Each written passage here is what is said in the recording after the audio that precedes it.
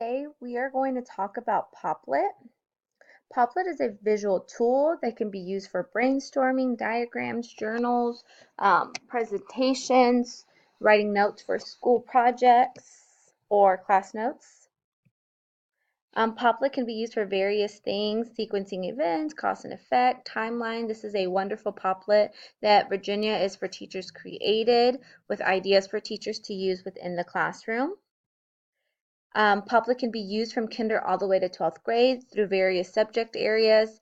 If you click this link on the main presentation, it will take you to Common Sense, and they provide lesson plans for various subjects for various grades.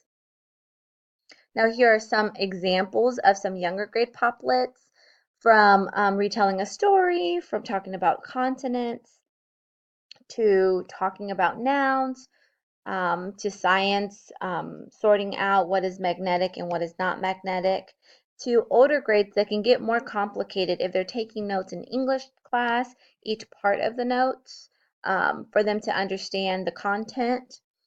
If they're talking about Earth, they can be collaborating with someone, and each one can decide what part they're going to take. It can be for any grade level, for anyone, for any topic. It just depends on how you want to utilize Popplet within the classroom. Now let's actually take a look of a Popplet. You can receive a Popplet for free. You do have limited amount of Popplets you can make, so you might have to delete some depending on how much you're using it. But you just click Make a New Popplet. You name your Popplet. Let's say we're talking about shapes. I'm going to pick green as my background, and then you get started.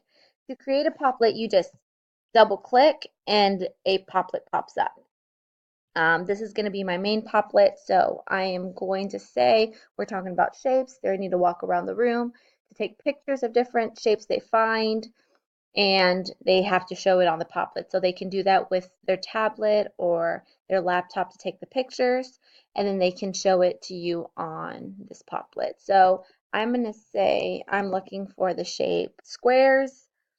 You can change the color of the main one, and then you just double click anywhere else you want, and a new Popplet appears. If you're going to attach it, you do have to put one of those dots outside to connect it to the main one, and you just click this photo, view image, and from your computer where the picture should be from your students. This is one that I'm at my home, so that's what I found.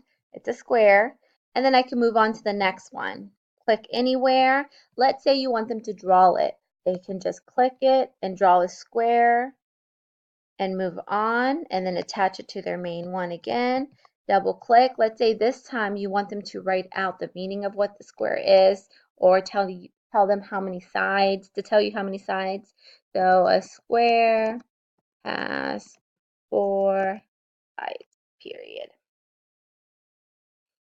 And then there's one Popplet for squares. And then if you want to start out a new one, for any shape, they type it in and they can go on from there. Now, I do want to talk about some features that they do provide.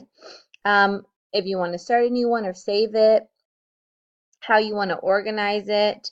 You do have to select them all first before, or select the ones you want them to be together. So this one would be good if you're trying to organize, or a more organizing Popplet, this would be the way to go. You can find videos. Um, you can actually make presentations. So let's say the kids want to make a presentation after this. They just mark which one they want to go first, second, third, and fourth. They click on it, and then they can present it, and then it starts going in the order they want.